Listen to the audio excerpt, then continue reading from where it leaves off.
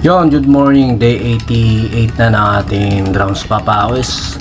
Napakalapit na natin. At saka yun nga, na-addict na naman ako sa pagro-rudiments at saka pagpapractice sa ating kaliwa. Kahit nakahiga ako, nagaganyan ako kahit gabi, kahit alas 12 na, minsan alas 2 kasi nga hindi siya ganun kaingay. Ewan ko lang din syempre may kapitbahay tayo, pero para sa akin hindi siya ganun kaingay. Saka yun nga, ayun pa, nakaapat na tayong binibili ganyan. Kulang pa pala ako ng isa, kaya pag nagkapera-pera bibili ulit tayo ng isang peraso para kompleto na yung 5 piece natin. Yun yung para sa parang gagawin natin yung hi-hat. Isa na yun, tama na ba? O tama, hi-hat ang gagawin natin. O pwede pa, tatlo pa ulit para may pang cymbals, parang pang cymbals tayo. Pero sa ngayon okay na muna yan. Pero tama nga, tatlo pa nga kulang ko. Kaya tsaka yan, baka naman sa ano yan, para sa akin good yung ano na yan, yung drum pad na yan. Dati kasi talaga kanikan ko yan, hilig ko magagawa ng ganyan. Kaso nga wala pa tayong pera dati. Kahit pa paano, syempre ngayon kaya na natin bumili. At saka mas mura-mura. Dati talaga kasi napakamamahal ng mga drum pad. Tsaka yan, pagkatapos natin magpapawis, halos ang oras tayo nagpapaluyan, nag-iingay. Yan. Ngayon binago ko na naman yung ano ko, yung tension ng kick ko, nilagay yung spring niya, nag-tight ako ng konti para sa ano tawag doon, yung pinaka parang wrist nung pako, hindi ko tawag, parang pinaka sakong, hindi naman sakong, basta yung pinaka motion nung pako, parang ang motion nung sa wrist stroke, ganun ginagawa ko ngayon. Tsaka yan, nagpa-practice ako na laging nakasapatos ngayon.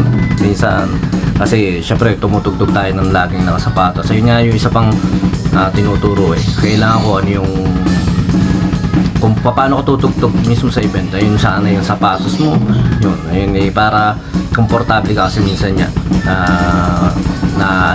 naiilang tayo, parang na-practice natin ito na nakayapak, talagang kuha natin, pero nung tinugtog natin siya ng nakasapatos, parang nagbubulol-bulutan na lang tayo. May feeling na ganon sa pagdadrum. So tsaka niya, sabi dun sa lagi ko pinakikinggan, ang kakompetensya natin dyan yung sarili natin, hindi yung ibang kapwa natin drummer. Kumbaga hindi naman tayo nagpapagaling sa mga kapwa natin drummer. Marami talaga magagaling na drummer at mas marami pang gagaling na drummer. Yun sa sarili mo talaga. Kumbaga yung nagagawa mo ngayon, dapat mas mahigitan mo para sa sarili mo yun, hindi para talaga sa iba. Pero syempre sa pagtugtog naman, binibigyan natin yung best natin para sa mga audience din natin. At saka first satisfaction natin yan, yung enjoyment talaga ng pagtugtog. At balang araw mararamdaman nyo yun, parang tumugtog ka, paborito mo yung pagdados, paborito mo yung pagtugtog, pero nung parang tumugtog ka sa ganitong banda, tumugtog ka sa ganito, hindi mo ramdam, parang hindi gano'n Pero syempre ma-experience natin at mararamdaman natin yan. Pero pag nakakuha ka ng kabanda na talagang ka-jive nung di lang na ugali mo, kasi kailangan natin sa atin mismo mag-adjust dapat ugali. Pero yung magja-jive ka sa pakiramdam ng tugtugan ay na pinakamasarap talaga.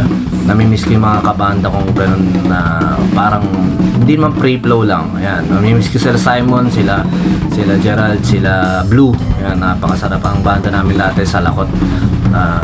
Hindi kami gano'n kalinis, pero ang sarap nung bigaya namin. Tsaka yun nga, pare-pareho kami ng intention sa music, magbigay lang ng masarap na musika. Ayun ang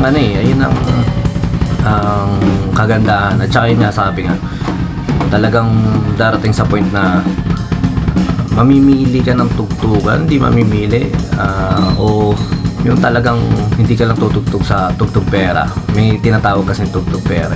Talagang tutugtog lang ako pag may ganyan. Pero syempre sa panahon nyo kailangan natin ng pera. Pero isipin mo na lang kung saan tayo nagsimula, na nagsisimula tayo kahit makapalo lang tayo ng drums, mag-enjoy lang tayo kasi may mga ganun yan.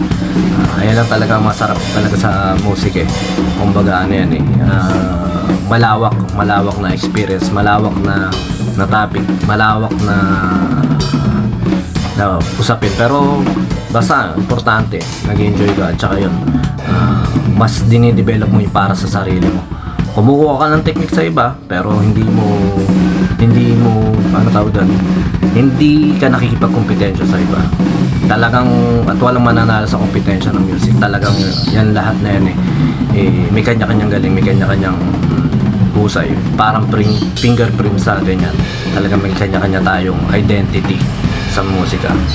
Ang kagandahan nga nun, kopyahin yung mga idol mo.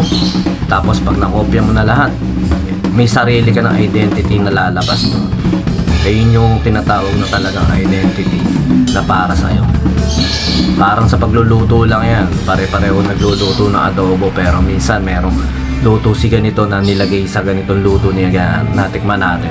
Tapos nung ginawa natin, pinag-halo-halo natin. Nagkaroon tayo ng sariling putahe. Ngayon lang, sa mga tropa natin dyan, December na, baka naman. Pag may mga kailangan sa band equipment at saka lights and sounds, PM lang kayo mga boss. Salamat po!